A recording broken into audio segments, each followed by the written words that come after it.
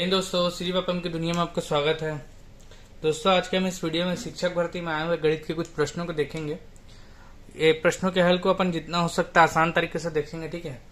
और देखिए, गणित एक ऐसा सब्जेक्ट है, इसमें शिक्षक भर्ती में देखिए बहुत सारे आंसर में कई बार कंट्रोवर्सी हो जाता है, चाहे जीएस का रहे कोई भी। कई बार हमको बुक में अलग कुछ अलग दे रहता है ना, लेकिन कई बार एक चीज याद रखिएगा, गणित का क्वेश्चन ऐसा है, अपन कई बार देखिएगा, अभी मैं वीडियो डाल रहा हूँ, हो सकता है कम लोग देखें, लेकिन बट एक चीज याद रखिएगा, इसका जो आंसर है वो फिक्स रहता है। इसको आप कोई भी आपको गलत सही नहीं कर सकते, इसका जो फिक्स आंसर आना वही आना है। तो नंबर इसमें आप अच्छा गेन कर सकते हैं, ठीक है। मेथड एकदम जितना अपन हो सकता है सरल से सरल देखेंगे, ठीक है। तो देखिएगा, आपके लिए बहुत बेनिफिट रहेगा, ठीक है। देखिए, पहला क्वेश्चन बोला है, धैर्य तथा हार्दिक 7 काम करते हुए एक कार्य को 12 दिन में पूर्ण करते हैं। धैर्य अकेला उस काम को 14 दिन में पूर्ण करता है, तो हार्दिक को अकेले कार्य को पूर्ण करने में कितने दिन लगेंगे बोला, ठीक है। देखिए, इस टाइप का क्वेश्चन असाइनमेंट्स में भी पूछा था, आपको पता है ना। तो इसको भी वैसे ही बनाएंगे एकदम सिंपल तरीके से। देखें, धैर्य को अपन क्या मान लेते हैं, डी मान लेते हैं, और हार्दिक को क्या मान लेते हैं, एच मान लेते हैं, ठीक है। ये धैर्य है, मान लीजिए डी, और हार्दिक, ठीक है, एच। मात्र 2 लाइन में या 3 लाइन में खत्म हो जाएगा क्वेश्चन, देखिएगा, ठीक है। क्या बोला है, धैर्य तथा हार्दिक काम करते हुए, ठीक है, डी प्लस एच, ठीक है, इन लोग काम कर रहे हैं कितने दिन में, 12 दिन में, ठीक है। और हार्दिक, और क्या बोला, धैर्य अकेला उस काम को 14 दिन में करता है, तो धैर्य यानी कौन हो गया, डी। धैर्य कितने दिन में कर रहा है, अकेला 14 दिन में, ठीक है। अब एक बात देते, जब दोनों 7 काम करेंगे तो मैं क्या बता, कुल काम निकालेंगे, दोनों काम का क्या होगा, एलसीएम कितना आएगा, 14 और 12 का एलसीएम कितना आएगा बताइए। 14 और 12 का एलसीएम 84 आ सकता है, देखिए, ठीक है। अब देखिए, तो इसका एफिशिएंसी निकल जाएगा, क्षमता, तो इसका कितना निकलेगा, 12 सत्ते 84 और 14 छक्के 84, ठीक है। अब देखिए, डी प्लस एच का एफिशिएंसी कितना है, 7 है, और अकेला डी का एफिशिएंसी कितना है, 6 है। तो एक बात बताइए, यहाँ पर जो धैर्य का एफिशिएंसी 6 है, तो इन डी प्लस एच में हार्दिक का कितना होगा, धैर्य के एफिशिएंसी को आप घटा देंगे इस 7 में से, तो हार्दिक का निकल जाएगा, ठीक है। डी प्लस एच में से धैर्य के एफिशिएंसी को घटा देंगे तो हार्दिक का एफिशिएंसी कितना आ जाएगा बताइए, यहाँ पर एच बराबर 1 आ जाएगा हार्दिक का एफिशिएंसी, ठीक है। अब देखें, हार्दिक का एफिशिएंसी 1 है, ठीक है। तो अब क्या बोला है क्वेश्चन, बोला है अगर इसी काम को, ये जो 84 भाग काम है, इसको अकेला अगर हार्दिक करेगी तो कितना दिन लगेगा। भाई टोटल कार्य कितना है, कार्य है 84, और इसका एफिशिएंसी कितना है। समय निकालने के लिए क्या करते हैं, कुल कार्य में जो कुल कार्य रहता है उसमें एफिशिएंसी को भाग देते हैं। हार्दिक का एफिशिएंसी कितना 1 है, आप भाग देंगे तो टोटल कितना दिन आएगा, 84 दिन ही आएगा। तो सही आंसर क्या होगा आपका, ऑप्शन नंबर बी, ठीक है। इस प्रकार आप निकाल सकते हैं, ठीक है, 84 दिन आएगा, ठीक है। एकदम सिंपल है, किसका है, हार्दिक का निकला, ठीक है। इस प्रकार आप निकाल सकते हैं। चलिए अगला क्वेश्चन देखते हैं। देखिए, अगला क्वेश्चन क्या बोल रहा है, यदि कोई राशि 8 वर्षों में किसी दर से साधारण ब्याज पर लगाने पर दुगनी हो जाती है, तो ब्याज की वार्षिक दर क्या होगी। देखिए, आप यदि अगर आप मेरे वीडियो में जाएंगे और साधारण ब्याज वाले वीडियो को देखेंगे तो आपको बहुत अच्छे से ऐसा टाइप का मैं क्वेश्चन बताया हूँ। फिर मैं आपको एक बहुत अच्छे से बताता हूँ। सबसे पहले आप क्या करिएगा, जब साधारण ब्याज का बात बोले तो आप सबसे पहले क्या करिएगा, साधारण ब्याज का फार्मूला लगाइए। साधारण ब्याज को क्या बोलते हैं हम, सिंपल इंटरेस्ट, यानी एसआई भी बोल सकते हैं। सिंपल इंटरेस्ट बराबर क्या होता है, मूलधन यानी पी, प्रिंसिपल अमाउंट, ठीक है, इंटू आर यानी दर, मान लीजिए स्मॉल आर मान लीजिए टी, समय, बट्टे क्या होता है 100। ये एकदम सिंपल बात, ठीक है। अब यहाँ पर क्या दिया है आपको, समय दिया है, और क्या बोलता है, कोई राशि, हमको राशि नहीं पता, वो क्या हो जाती, दुगनी हो जाती है। कभी भी कोई राशि इतनी हो जाती है, ठीक है, हो जाती, वो जहां भी यूज करे, ये राशि इतनी हो जाती है, अर्थात वो मिश्र धन की बात कर रहा है, यानी टोटल उसमें क्या क्या जुड़ा है, मिश्र धन की बात कर रहा है। मान लीजिए मिश्र धन को अमाउंट से डिनोट करते हैं, जिसमें मूलधन प्लस सिंपल इंटरेस्ट रहेगा, ठीक है, याद रखिएगा, मूलधन प्लस सिंपल इंटरेस्ट। अब क्या है, देखिए यहां पर ये बोल रहा है कोई राशि, हम क्या मान लेते हैं, वो राशि क्या है, एक्स मान लेते हैं, ठीक। मूलधन को क्या मान लेते हैं, हम एक्स मान लेते हैं। कितना, 8 वर्षों में किसी दर से, हमको दर नहीं पता, समय दिया, 8 वर्षों में कितनी हो जा रही बोल रहा है, हो जाती, मतलब क्या बोला मैंने, मिश्र धन कितनी हो जाती है, दुगनी, अर्थात वो 2x हो जाएगी बोल रहा है। ये जो x है वो उसमें वो कितनी हो जाएगी, 8 वर्षों में, साधारण ब्याज की दर से 8 वर्षों में बोल रहा है वो दुगनी हो जाएगी बोल रहा है। तो कब दुगनी होगी, इसमें आप कितना ब्याज जोड़ेंगे कि ये 2x हो जाएगा। सिंपल बात है, आप x ब्याज जोड़ेंगे। भाई एक जो 1 रुपए है वो 2 रुपए हो जाता है, तो 1 रुपए में कितना जोड़ेंगे कि 2 रुपए हो जाएगा, या कितना ब्याज जोड़ेंगे कि 2 रुपए हो जाएगा। भाई आप उसमें 1 रुपए जोड़ेंगे और तभी वो 2 रुपए होगा। वैसी x है वो 2x का कब होगा, मिश्र धन में कब परिवर्तन होगा, जब आप उसमें अगला x जोड़ेंगे, यानी जो उसका सिंपल इंटरेस्ट है वो भी x रुपए होगा, तब वो जाके क्या हो जाएगा, टोटल मूलधन प्लस ब्याज बराबर क्या होता है, मिश्र धन अमाउंट।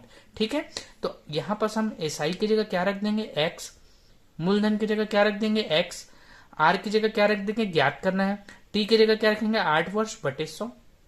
ये x है, x कट गया, 8 से काटिए, 12.5 बार में जाएगा, देखिएगा। ठीक है, r बराबर क्या हो जाएगा, 12.5, इधर पक्षांतर हो गया 1 है, तो r की वैल्यू क्या आ गई, 12.5%। ठीक है, या इसको क्या लिख सकते हैं, जैसे ऑप्शन नंबर डी में लिखा है तो वैसे भी आप लिख सकते हैं, 12.5 को 12 सहित 1/2%। ठीक है, ऑप्शन नंबर डी। ठीक है, देखिए अभी कुछ मैं वीडियो डाल रहा हूँ, ठीक है, इसमें मैं कुछ गणित के हल को लिया हूँ। क्या होता है कि गणित के अगर अच्छा लगेगा, ठीक है, आपको अच्छा लगेगा, जैसे आप कोई लाइक शेयर थोड़ा आप करेंगे, ताकि मुझे भी ऐसा लगेगा कि मैं गणित के वीडियो अच्छा डाल पा रहा हूँ या आपको समझ आ रहा है, तो ही मैं और आगे बनाऊंगा। इस कारण मैं कुछ कई बार डालता हूँ, कई बार मेरे को लगता है गणित के वीडियो को कोई ज्यादा देखे नहीं देखता, तो मुझे ऐसा लगता है लोगों को हो सकता है पसंद नहीं आ रहा हो। अगर अच्छा लगेगा, आप इसमें कुछ अच्छा रिस्पॉन्स देते हैं, तब मैं इसमें आगे और भी डालूंगा। शिक्षक भर्ती की एग्जाम 10 तारीख को है, बहुत कम समय है ना, तो और भी इसमें मैं डालने का प्रयत्न करूंगा। आप इसको अगर जैसा रिस्पॉन्स देंगे, मुझे लगेगा कि हाँ इसमें लोगों को पसंद आ रहा है, भाई व्यू मिलना, लाइक देना, इससे ही हमको समझ आता है कि कैसा अच्छा लग रहा है कि नहीं आपको। ठीक है, देखिए अगला क्वेश्चन दिया है, एक व्यक्ति एक समान गति से 30 किलोमीटर प्रति घंटा की गति से बॉम्बे से गोवा जाता है तथा एक समान गति 50 किलोमीटर प्रति घंटा की गति से बॉम्बे वापस आता है। इस पूरी यात्रा में उसकी औसत चाल क्या होगी। जब भी याद रखेगा दूरी समान रहे, ठीक है, वो कहाँ गया, देखिए गोवा से कहाँ गया, बॉम्बे से गोवा गया और गोवा से बॉम्बे वापस आया, इन्हें दूरी समान होगी। ठीक है, जहां गया वहीं से रिटर्न आ रहा है, तो जब भी दूरी समान होगी और औसत चाल निकालने बोलेगा, तो उसका एक सिंपल सा फॉर्मूला होता है, देखिएगा, औसत चाल बराबर क्या होता है, देखें, 2 गुणा फर्स्ट चाल मान लीजिए V1 है, इंटू सेकेंड चाल, ठीक है, बटे V1 प्लस V2। ठीक है, अब देखिए 2 इंटू V1 कितना दिया है, देखिए V1 दिया है 30, ठीक है, और V2 कितना दिया है 50, रख दीजिए। यहाँ क्या है 30 प्लस 50। ठीक है, अब सॉल्व करेंगे क्या होगा, देखिए 30 दूनी 60, या इसको कर लीजिए तो 30 5 से 1500, 1500 दूनी 3000 हो जाएगा। ठीक, बटे में क्या हो जाएगा 80 हो जाएगा, जोड़ेंगे 0 से 0 कटा। ठीक है, 300 बटे 8 करेंगे तो क्या हो जाएगा, देखें 8 या 24, 6 बचा 8 7 56, 4 बचा 8 5 40, कितना आ जाएगा 37.5 kilometre per hour, option number D. ठीक है, देखिए फिर एक अगला क्वेश्चन है, एक ट्रेन 80 किलोमीटर की चाल से चल रही है एवं एक निश्चित दूरी तय करने में 5 घंटे लगाती है, उसी दूरी को 8 घंटे तय करने के लिए ट्रेन की चाल क्या होगी बोला है। ठीक है, तो देखिए कैसे करेंगे इसको सॉल्व। देखिए ट्रेन की क्या दी है, चाल दी है, और क्या दी है, समय दिया है, तो हम क्या पहले दूरी ज्ञात कर लेते हैं। दूरी बराबर क्या होता है आप जानते हैं, दूरी बराबर क्या होता है, चाल गुणा समय। ठीक, दूरी बराबर क्या होता है, चाल गुणा समय। तो चाल कितना दिया, देखिए 80 किलोमीटर पर आवर, और समय कितना दिया 5, तो कितना निकल जाएगा दूरी, 4 8 5 40 और 1 0, तो 400 किलोमीटर। तो दूरी कितनी निकल गई, 400 किलोमीटर। अब अगला क्वेश्चन बोलता है, निश्चित दूरी तय जो कर रहा था ना, वो यही दूरी थी 400 किलोमीटर। अब अगला क्या बोलता है क्वेश्चन, उसी दूरी को 8 घंटे में तय करने में ट्रेन की चाल क्या होगी। अब चाल का फार्मूला लगा दीजिए, चाल बराबर क्या होता है, दूरी बटे समय। ठीक, तो दूरी क्या निकाले हम 400, और समय क्या निकाले, समय क्या दिया है बताइए, समय दिया 8 घंटा। तो नई चाल क्या होगी, देखिए कटाइए, 8 एकम 8, 8 पंचे 40, 8 शून्य शून्य, तो क्या आ जाएगा 50 किलोमीटर पर घंटा। सही आंसर क्या होगा, ऑप्शन नंबर ए। ठीक है, चलिए अगला क्वेश्चन देखिए दोस्तों। अगला क्वेश्चन है, यहाँ पर देखिए घनमूल में संख्याओं का 2 मान दिया है जो गुणन है और 1 ठो प्लस में। ठीक है, इसके लिए आपको मिनिमम से मिनिमम 15 से 20 संख्याओं का आपको घन याद रहना चाहिए, और मिनिमम से मिनिमम 30 से 35 कम से कम आपको वर्ग याद रहना चाहिए, ज्यादा रहेगा तो ज्यादा अच्छा। ठीक है, देखिए इसको निकालने के लिए आपको घनमूल याद रहना चाहिए, मैंने आपको बताया, या घन याद रहना चाहिए। तो देखिए जनरली आदमी जो व्यापम की अपन तैयारी कर रहे हैं, तो अपन को 1 से 10 तक याद ही रहता है। ठीक है, जैसे 216 है तो आप बता देंगे 6 का है, 64 है तो 4 का। ज्यादातर लोग 2197 को भी बता देंगे, लेकिन कई बार अपन उसके ऊपर का 10 के ऊपर का थोड़ा सा कई बार याद नहीं रहता, या फिर हम निकालने का कोशिश करते हैं। मैं आपको एक तरीका बता रहा हूँ, ठीक है, लेकिन आप याद रखेंगे ज्यादा बेनिफिट रहेगा। लेकिन आपको एक ट्रिक बता दे रहा हूँ ताकि आप वहां पर तुरंत घन निकालने में आपको हेल्प होगा। कैसे करेंगे, देखिए आप इसका इकाई अंक देखिएगा 7। अब एक बात बताइए, 7 1 से लेकर 10 तक के किसके इकाई में आता है, किसके घन की इकाई में आता है, 3 के। 3 तिया 9, 9 तिया 27, 3 की घात 3 27 होता है, और जिसका इकाई अंक क्या है 7। तो एक बात याद रखिएगा, इसका इकाई अंक तो 3 ही होगा, ठीक है। ठीक, जिसके घन में इकाई में जो अंक आता है, जैसे 3 की घात 3 में क्या आता है 27, आखिरी अंक 7 आता है, तो याद रखिएगा इसका जो इकाई अंक होगा वो 3 ही होगा, ठीक है। अब देखिए क्या करिएगा, इसके बाद की जो 2 संख्या उसको छोड़ दीजिएगा। अब जो भी सामने में संख्या रहेगा, ठीक है, यहाँ पर 4 है तो यहाँ 2 को छोड़ दिए तो 1 बच रहा है। मान लीजिए 5 रहता तो ये 2 को छोड़ देते तो सामने में क्या बचता, 2 बचता है ना, 2 अंक बचता। तो यहाँ पर देखिए ये दोनों को छोड़ दिए तो क्या बचा, 2। अब देखिएगा 2 किन संख्याओं के बीच का घन है, ठीक है। तो 2 किन संख्याओं के 2 संख्याओं के बीच का घन है, तो 2 जो है वो 1 और 2 के बीच का है। तो 1 और 2 में छोटी संख्या को लेना, छोटी संख्या क्या है 1, यानी 1 किसका घन होगा 13 का, ठीक है। अब देखिए इनटू में 216 आप जानते हैं 6 का है, और 64 किसका है 4 का।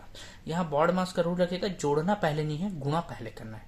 13 गुणा 6 78 होता है, और 78 प्लस 4, 78 प्लस 4 करेंगे तो कितना आएगा 82, यानी 82। सही आंसर क्या होगा, ऑप्शन नंबर सी, ठीक है। चलिए अगला क्वेश्चन देखते हैं। देखिए दोस्तों अगला क्वेश्चन बोला है, राम ने राहुल को 30% लाभ पर मोटरसाइकिल बेची।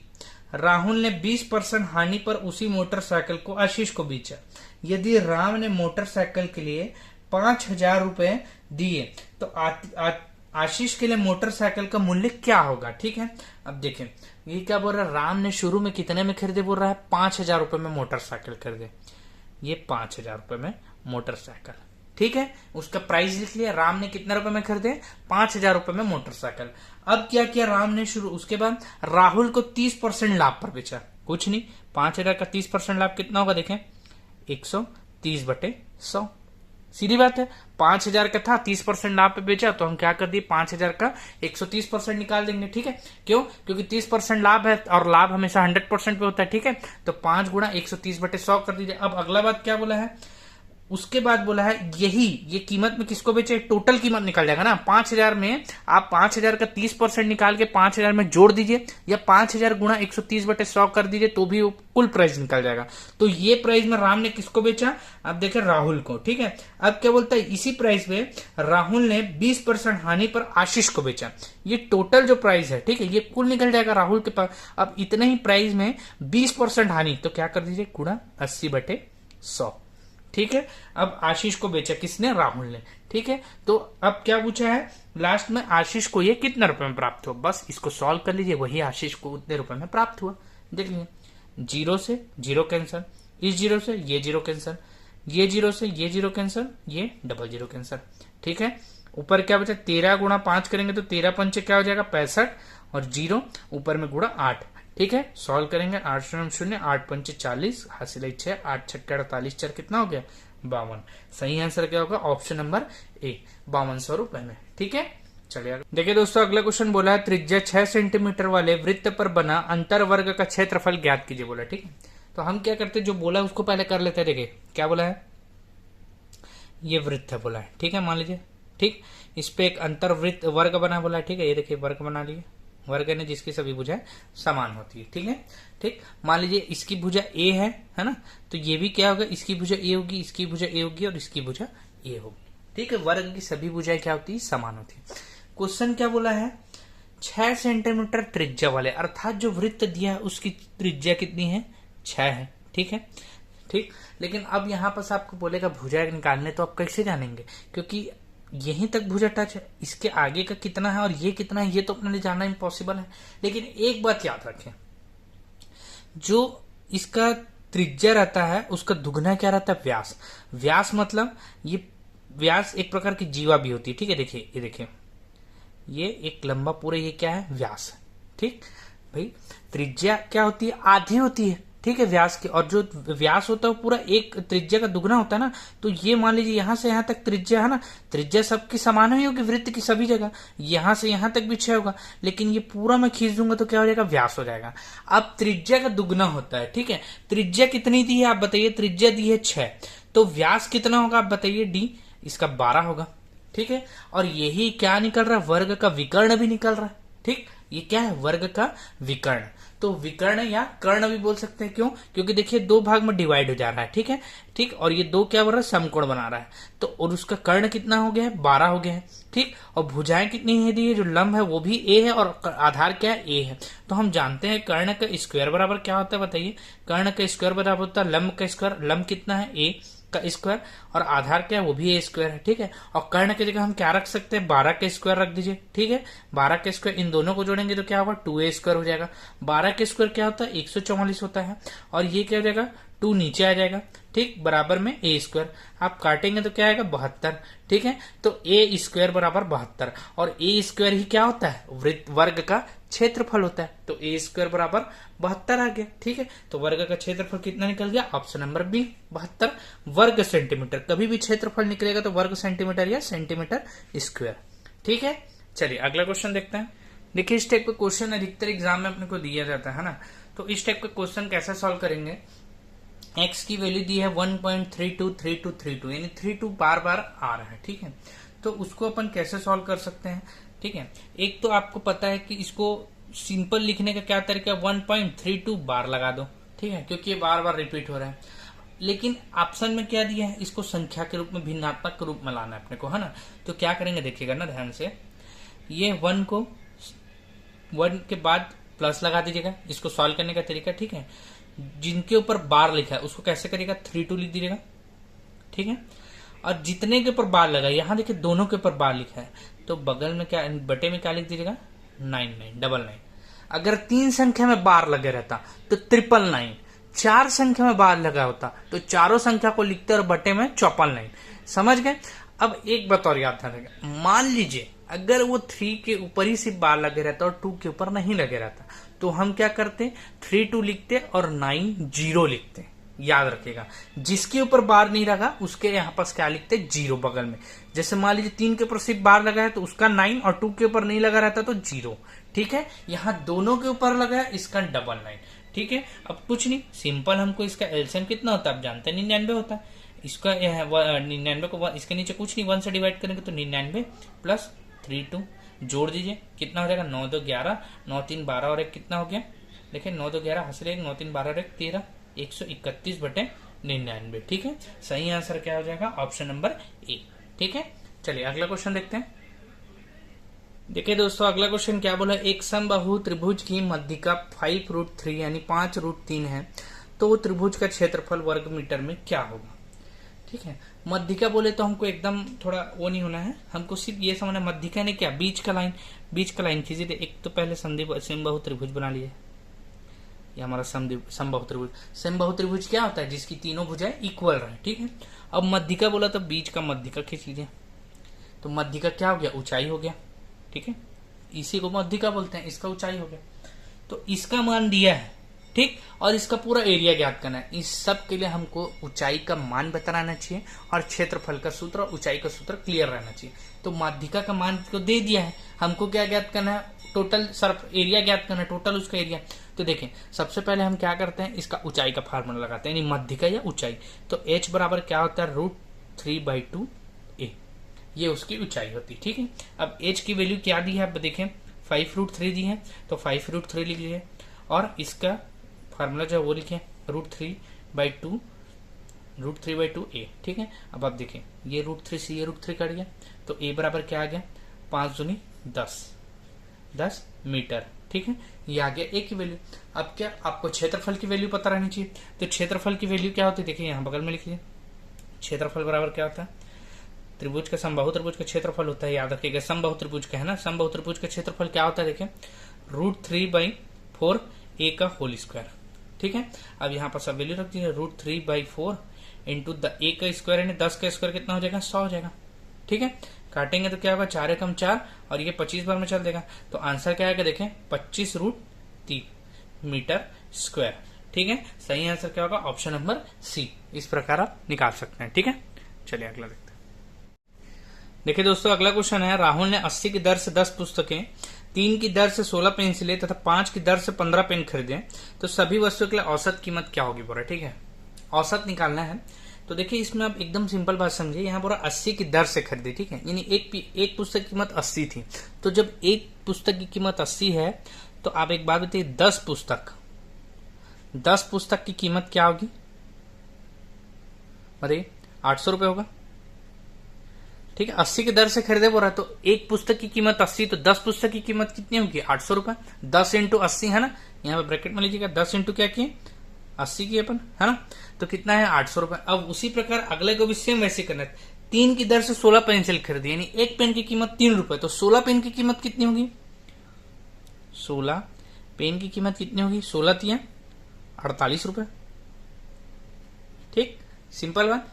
उसी प्रकार क्या बोला अगला, 5 की दर से 15 पेन खरीदी, तो 15, ठीक है, तो एक पेन की कीमत 5 रुपए, तो 15 पेन की कीमत कितनी होगी? 15 इंटू 5 है ना, 75 रुपए। ठीक, तीनों का कीमत निकल गया। अब क्या करना है? ठीक है, जितना भी उनका कुल प्राइस निकला है, ठीक है, कितना निकला है? ठीक है, 800 प्लस 48 प्लस 75। ठीक है, और टोटल कितनी वस्तु है? ठीक है, औसत बराबर टोटल है ना, जितनी दिया, जितना कुल उनका प्राइस दिया और कितनी चीजें हैं वो। तो देखिए 10, 16, 26 और 26 और 15 कितना हो गया? टोटल 41, 41। ठीक है, अब आप इन दोनों को, इन सब को जोड़ दीजिए। जोड़ेंगे तो कितना आएगा? देखिए जोड़ के, 8 5 13 की 3 हासिलें 1, 7 और 1 8, 8 4 12 की 2 हासिलें 1 और 8 और 1 9, 923/41। ठीक है, आप इसको जब काटेंगे तो देखिएगा आपका आंसर क्या आएगा। जब भी इसको काटेंगे तो कितना आंसर आएगा? 22.51 रुपए। आप काट के देख लीजिए, 41 दूनी कितना होता है? 82 होता है। ठीक है, 82 है, यहाँ पास 10 बचा, फिर 41 दूनी में जाएगा। ठीक है, 82 पॉइंट लगेगा, 82 घटाएंगे इसमें से कितना बचेगा? 3 में से 2 गया 1, 10 में से 8 गया 2, है ना, पॉइंट लगाएंगे, फिर 0 आएगा, फिर कितने बार में जाएगा? 5 एकम 5, 5 चौक 20 में जाएगा। ठीक है, तो कितना आएगा? फिर 5 बचेगा इसमें से। ठीक है, 210 में से 5 जाएगा, तो और फिर पॉइंट लगाएंगे तो 0 आएगा, और फिर 1 बार में पॉइंट के बाद सिर्फ 2 अंक तक का लेते हैं, तो इसका कीमत आएगा 22.51 रुपए। ठीक है, इस प्रकार आप निकाल सकते हैं। ठीक है, चलिए अगला देखते हैं। देखिए अगला क्वेश्चन क्या बोला है, संख्याओं का वह युग्म जो सापेक्षता अभाज्य है। ठीक है, सापेक्षता अभाज्य का बोला है। आप सिंपल बात याद रखें, सापेक्षता अभाज्य या सहभाज्य लगभग दोनों एक ही है। क्या होता है सहभाज्य? ये सापेक्षता पेयर। देखिए दो तो सब पेयर पेयर में दिया है। ऑप्शन ए क्या दिया? 21 24, ऑप्शन क्या दिया? 25 72, ऑप्शन सी क्या दिया? 78 52, और ऑप्शन डी दिया है 26 117। सह अभाज्य, ठीक है, या क्या बोला है? सापेक्षता अभाज्य वह संख्या होती है जिसमें जो ब्रैकेट में जो दो संख्या दी है ना, वो दोनों जो है वो एक दूसरे को यानी किसी एक कॉमन नंबर से डिवाइड ना हो पाए दोनों। ठीक है, जैसे देखिए सिंपल है, ऑप्शन ए क्या दिया? 21 24, तो 21 और 24 आप जानते हैं 3 से डिवाइड हो जा रही है, दोनों का कॉमन फैक्टर 3 है। ठीक है, ऑप्शन सी को देखें 78 और 52, 13 से हो जाती, 13 छक्के 78, 13 चौक 52। ऑप्शन डी देखे 26 117, दो भी चल देता है, 13 दूनी 26, 13 नहीं 117। लेकिन जो ऑप्शन नंबर बी है क्या? 25 और 72। ठीक है, ये जो है ये किसी भी एक कॉमन नंबर से नहीं जा रही है। 25 अलग संख्या से जाता है, 72 एक अलग संख्या से जाता है, दोनों का कोई भी कॉमन फैक्टर नहीं है। ठीक है, याद रखिएगा, उसी को क्या कहते हैं? सापेक्षता अभाज्य। ठीक है, जैसे 7 4 है ना, या कुछ भी एक ऐसा ले लीजिए तो दोनों एकदम 12 5। ठीक है, ये सब क्या होती है? सह अभाज्य होती है, जो जिनका कोई भी कॉमन फैक्टर नहीं होता। ठीक है, चलिए अगला क्वेश्चन देखते हैं।